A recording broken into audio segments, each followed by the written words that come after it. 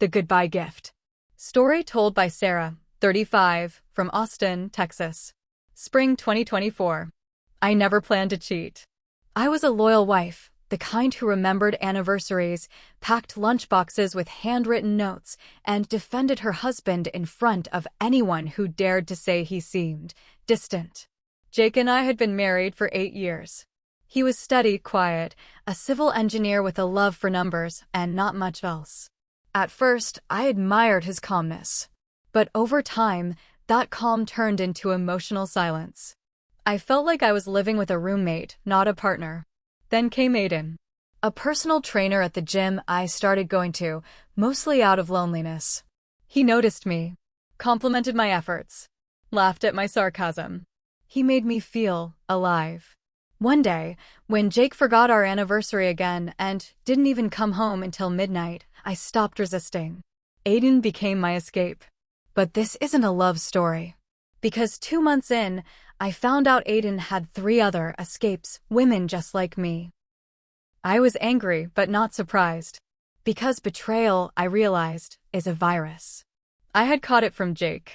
One evening, I came home early and checked Jake's phone. Not because I suspected anything, I honestly didn't care anymore. But curiosity is a dangerous thing.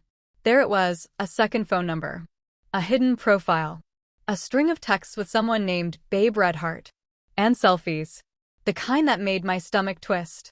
He had been cheating on me with a 23-year-old intern. For 6 months. I wasn't mad. I was done. So I gave him a gift. A goodbye dinner. Candles. Wine. Homemade lasagna, his favorite. I dressed up, smiled, toasted to new beginnings. Then I handed him an envelope. Inside, screenshots of his texts. A printed photo of me and Aiden in bed. Divorce papers. I stood up, kissed his stunned face, and whispered, "Now we're even. But I'm walking away clean." And I did. Part 2. 2 months later. Summer 2024. Austin, Texas. The night I walked out, I felt powerful. Liberated. But that power faded fast. Freedom is loud when it's fresh, then it gets quiet. Too quiet. I moved into a short-term rental, focused on work, kept things civil with Jake's lawyer. The divorce was progressing fast, no kids, no house to fight over. But the silence, it lingered. Not regret, just echoes. Of wasted years. Of things I should have said sooner. One morning, I received a message request on Instagram from a girl named Emily. I almost deleted it. Then I saw her profile picture. Blonde. Pretty. Young. The intern. Jake's Babe Redheart. She wrote, "Hey, I think we should talk." I didn't know he was married. My stomach turned. But I replied. We met at a coffee shop. She looked nervous, clutching her oat milk latte like it was a shield. She told me everything. Jake had told her I was a crazy ex who wouldn't sign the papers. He had said I was cheating first. He played the victim with tears, fake screenshots, even stories about abuse. I laughed. Not because it was funny, but because I remembered how well he lied with a straight face. Then Emily said, "He proposed to me last week." But something felt off. So I looked you up. I thanked her. Then I told her the truth. Everything. And at the end, I gave her a copy of the same envelope I gave Jake. She cried. Not because she loved him, but because she felt stupid. I told her not to. I had felt the same way once. We hugged. Then we blocked him. Together. 2 women. 1 liar. No more silence. Part 3. 3 months later. Fall 2024. Brooklyn, New York. I sold my car. Terminated my lease. Packed 3 suitcases and moved to Brooklyn. No plan, just instinct. I needed noise. Chaos. A city that didn't know my story. I found a tiny studio above a bakery. My mornings smelled like cinnamon and second chances. I cut my hair. Started therapy. Took up boxing. There was something addictive about punching something that hit back, but not as hard as life had. One night, I posted a reel on Instagram, just a slow walk through Williamsburg in the rain.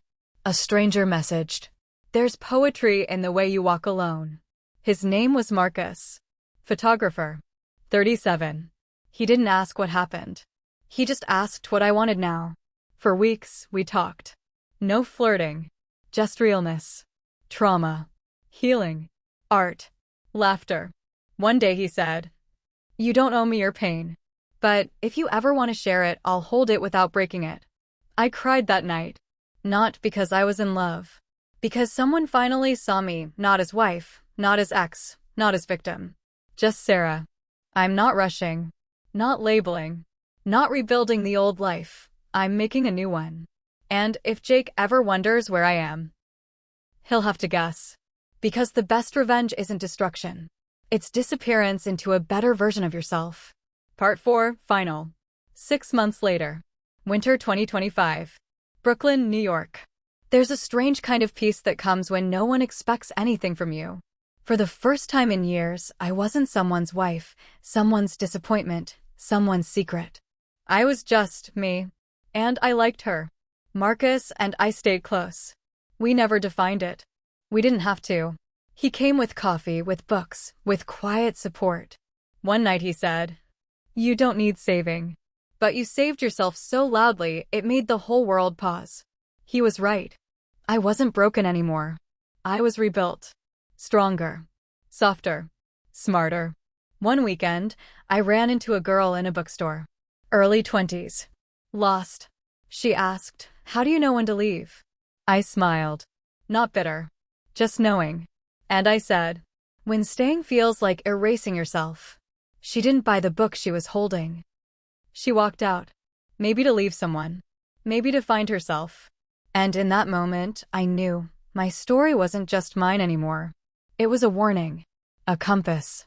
A map out of the fire. And maybe, just maybe, a gift. Final quote, closing words. Some goodbyes aren't endings. They're beginnings wrapped in flames.